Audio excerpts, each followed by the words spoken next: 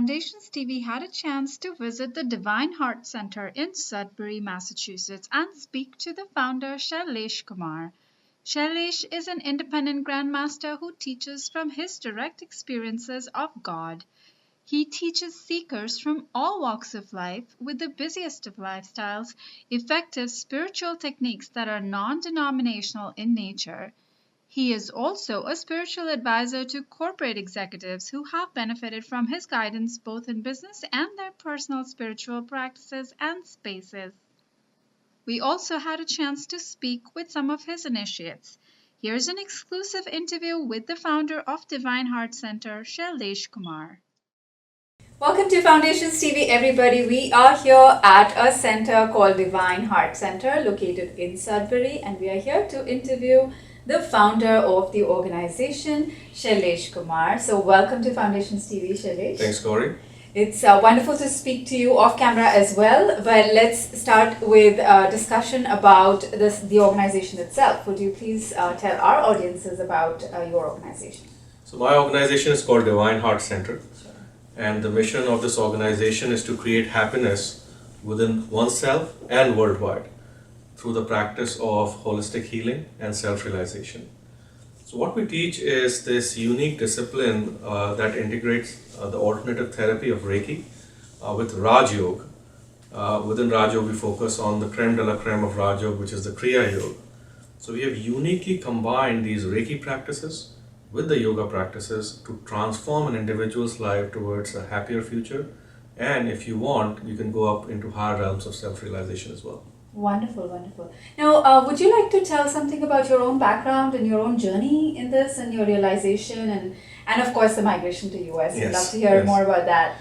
Yes. So I was spiritually inclined since my childhood. You know, by God's grace, born in a good family. My father was a professor.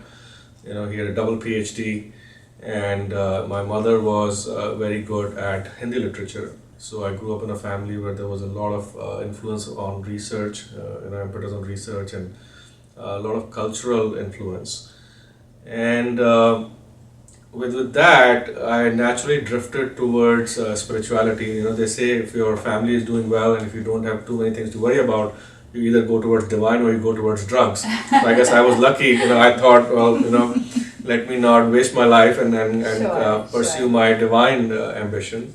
So that's how I started, and I started, searching. Yeah. Started searching with whatever book I could find, and while the other kids were playing, I'd be sitting meditating. And in India, the neighbors are more worried about you than your own family. Yeah. So they would get, they would complain to my parents that, hey, Shailesh was on the terrace with all these friends, and they were all playing, and Shailesh was meditating, and.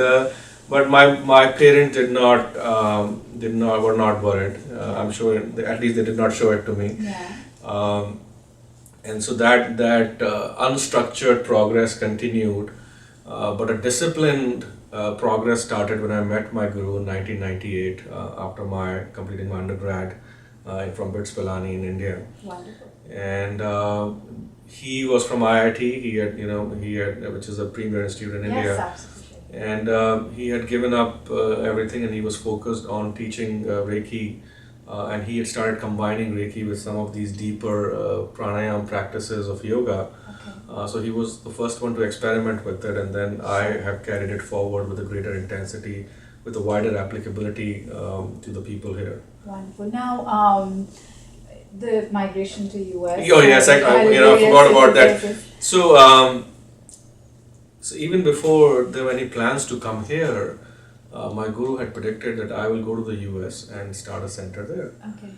And after my undergrad, like everybody else in India at that time, I got a very good offer with a corporate bank, and in a few months of time they transferred me here to Wall Street, and actually to Park Avenue, which was which is where the private banking group was. So that's how I came here, and what my guru had predicted came true, and that's how I started teaching. Started teaching by word of mouth in my apartment. We started in our basement. Really? Wow. So that's how the immigration kind of created this backdrop of the center as you see it now. Wonderful, wonderful. That's awesome. Now the teachings do talk of removal of karmic blocks and of course spiritual progress. So would you like to elaborate a little bit on that? Yes, the core of our teaching, Gauri, is that we are not just this physical body as we see it. We are a very complex personality composed of multiple layers. So we have this physical body, which in the yogic tradition is called the Annamaya Kosh. But then we have an energy body, which is called the Pranmaya Kosh. And then you have this body of emotions, which is called Manomaya Kosh. And then beyond that is the body of knowledge or thought, Gyanmaya Kosh. And then the body of bliss, which is called Anandamaya Kosh. And they are all emanations of a concept called the soul, which keeps all these bodies together. Now, karma is intelligence. It's a recording of all that we have done in the past. Actually, the technical word is sanskar, but here in the US, people understand karma more than sanskar. Yes. But it's a recording of all that you have done in the past, in thought, words, or deeds. And all that you have done starts replaying in your life, almost starts reflecting your inner condition into your outer world. Sure. So what we teach is, our philosophy is that what you have from inside is what is being projected outside as life experiences. So some people are experiencing wealth and success and great relationships, while others not so much. They are going through tough relationships at home, at workplace. So this is what we call as karmic blocks. And our techniques focus directly on these blocks and in a very short period of time start removing these blocks from the core. Wow. Right? And as a result, of course, once your inner mirror is clear and clean, your life becomes resplendent, your life becomes full of joy. There are still some challenges. It's a reflection of who you are within. Correct.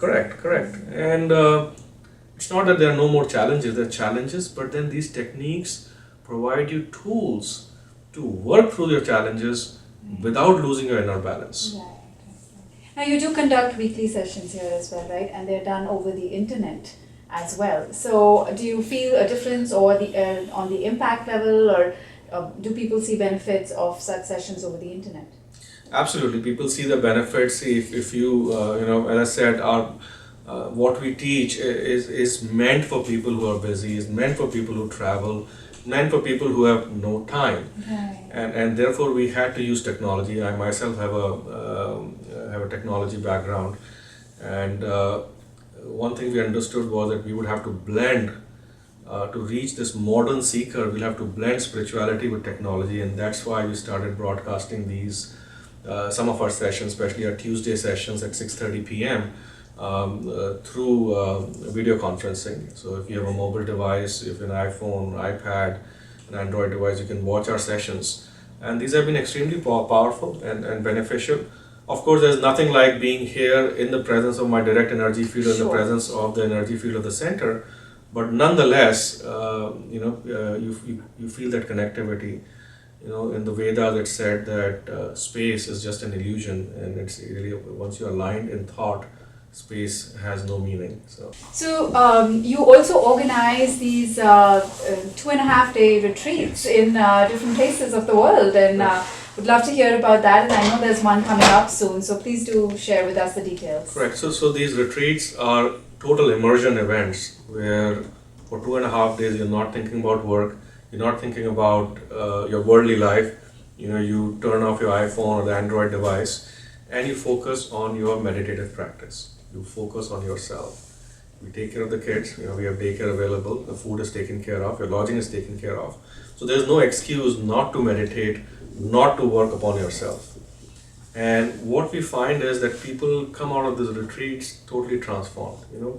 It's actually hard to imagine what 2 days can do to you, but they actually can create a fundamental shift in your awareness if you allow it to happen.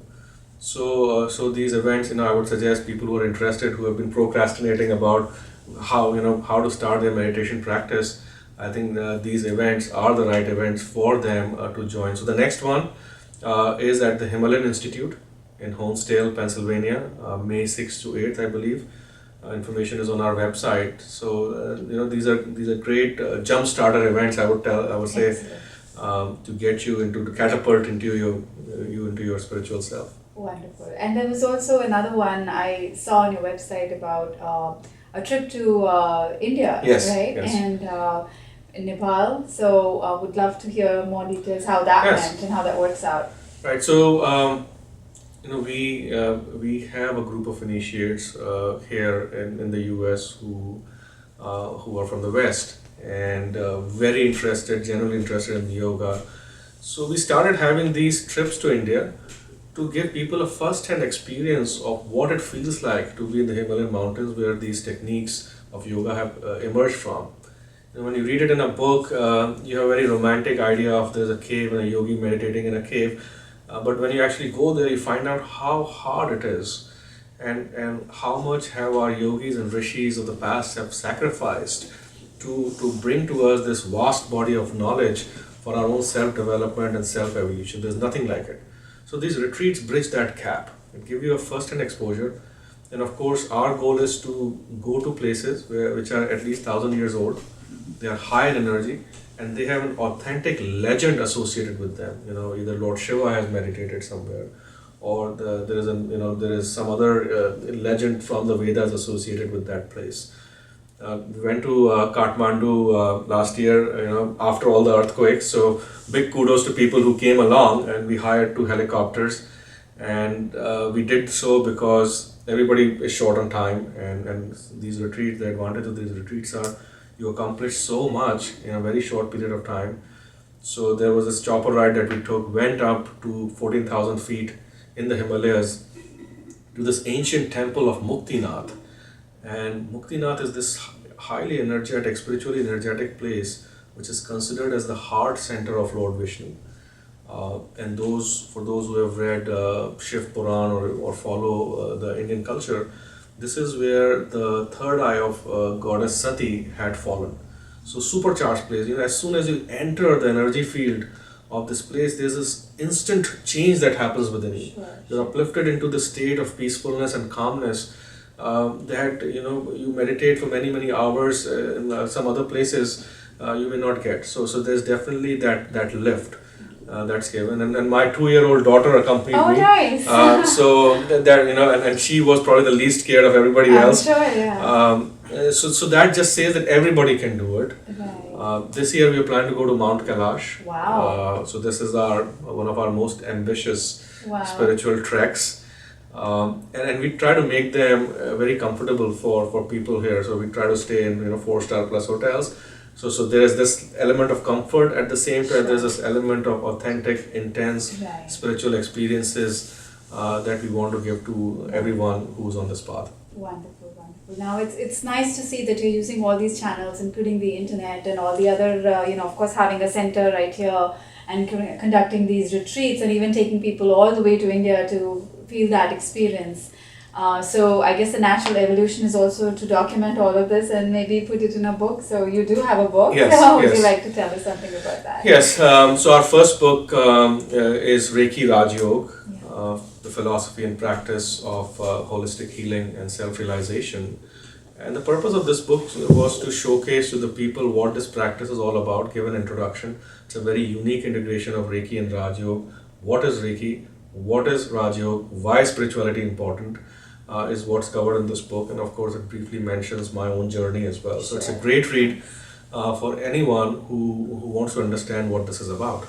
Wonderful, wonderful. Now, when we think of the word yoga, especially in the West, I think what comes to mind is postures, right? And something to do with movement of the body. So is that something that is somehow integrated into your process of teaching as well? Absolutely, it is. Now, yoga gauri means to join. It comes from the Sanskrit root yuj, which means to equip or to join. So in other words, yoga is about integration. Now, integration not just of the postures, but integration of your entire life per se, so that you're achieving the goal that you've set for yourself. Yoga traditionally in the West is taught as physical postures, which are important. Physical postures are called asanas.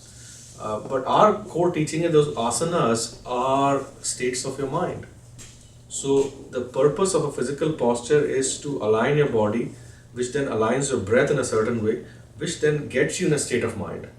Through these techniques, you shortcut and you go directly in those states of mind.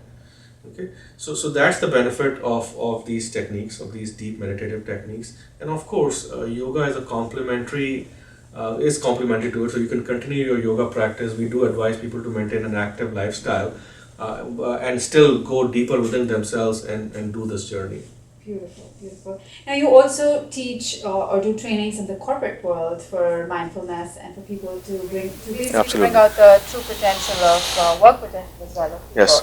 So would you like to tell us about that? See, Gauri, the need for these meditative practices in the corporate world is higher than ever. You know, I meet these individuals who are doing very well in their life, but their inner life is suffering because they are so busy. There are just so many things to think about. They're not able to give time to their family. They're not able to give time to their own selves. You know, fragmented thoughts, inability to focus, lack of fulfillment. And these techniques that we teach gradually show you how to slow down, but don't become lazy. So you can become calmly active and actively calm. So if there is some activity desired of you, you quickly jump into that realm, accomplish your task, but you don't linger on there. You let go and then come back to your realm of calmness when you're meditating, and that's how you maintain your balance. So that's what we teach in our corporate mindfulness sessions. We do them both in a one-on-one format. So I have a bunch of executives who come here to learn, and then we go to these organizations where we conduct seminars or sessions based on their needs. I love the way you said calmly active and actively calm. That is absolutely fantastic. Sure. So why don't you give us a message here for the outer Yes, world? yeah, absolutely. And if that would be wonderful. Yes, my message is simple. Be happy, be healed. Generate enough happiness within you that you can radiate it to the outside world. Don't give up till you have found the absolute. We now have one of the initiates, Piyush Bhardwaj, sitting right next to us, and we would love to hear your experience. Piyush, tell us something about yourself and how did you get associated with the Divine Heart Center? Well, basically, a couple of years ago, I was introduced to Shailesh from a common friend, Vineet, who was on this path before. And before that as well, I was, going at various places, ISKCON temple, Sri Chinmaya ashram, and so on and so forth, looking for something beyond. All my life I've had experiences where things were whether they were out of body, whether they were slightly beyond the normal what the mind sees.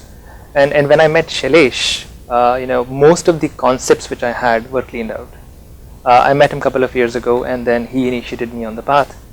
And then after that, I realized that the mental understanding is now complete. The understanding of holistic happiness is now there. My true search for God or the absolute, as Shailesh described it, was basically now taking form. It started with basic experiences which I had, and also the balance in life which he speaks about. Sometimes you're looking for God, and then you suddenly forget about your job or your relationship.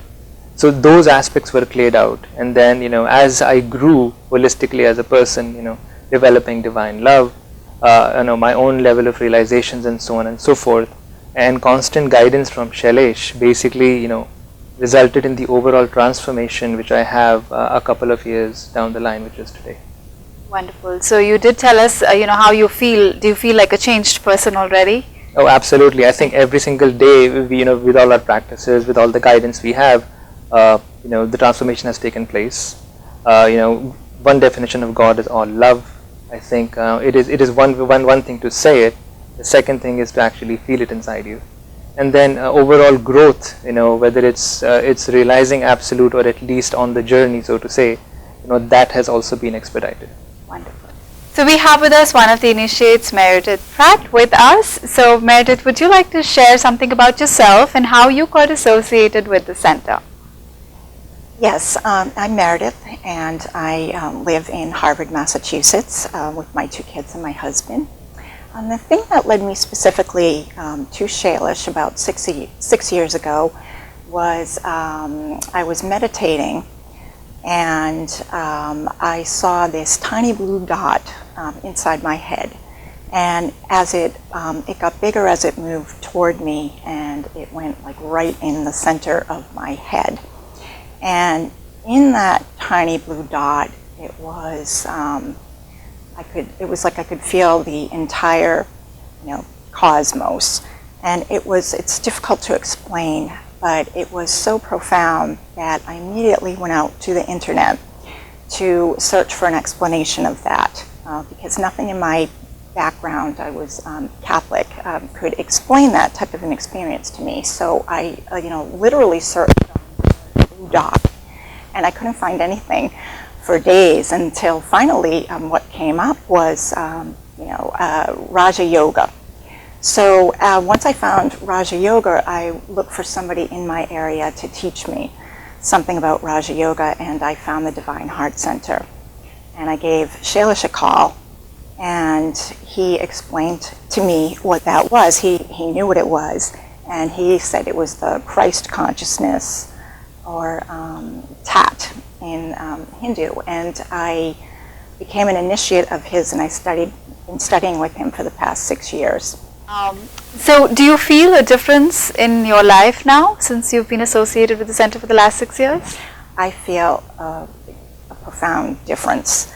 I just, I think to be spiritual is not to be, an angel with wings. It's something more tangible than that. It's, for me, I've learned that it's to be in touch with God, or if you don't like that word, the cosmic consciousness. And through the Divine Heart Center practices, it's helped to strengthen that connection for me. And as a result, I've become a much better person. And I'm much more and calm no matter what the world throws at me. And, I'm able to really see and feel just, the beauty and the magic in the world again. Before, I'd only caught glimpses of it. But through these practices, it's just lasting longer and longer, and I feel a lot of joy in my life. So, for me, spirituality it's about practice and never giving up. I mean, am I perfect? No, far from it.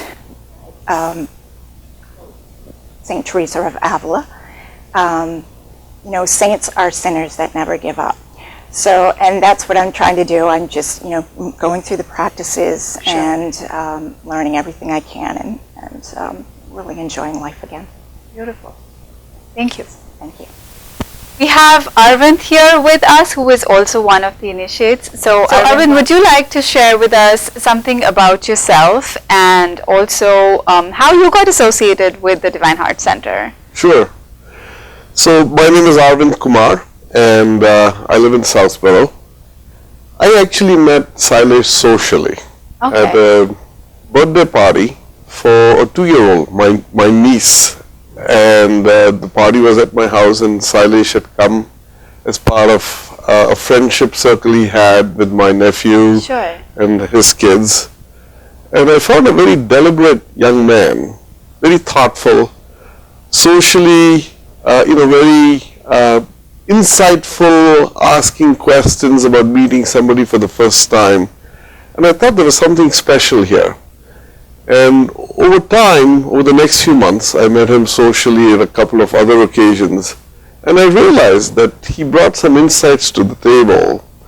And I was going through a difficult period in my life. I was just in the process of integrating a new family, kids, my wife, who we had just met. We were not yet married. The job was different. I had come away from very high stressful consulting, running a worldwide business. I had gotten into the academic world, more, a 9-to-5 situation. So there's a lot of changes going on. And I just connected with him.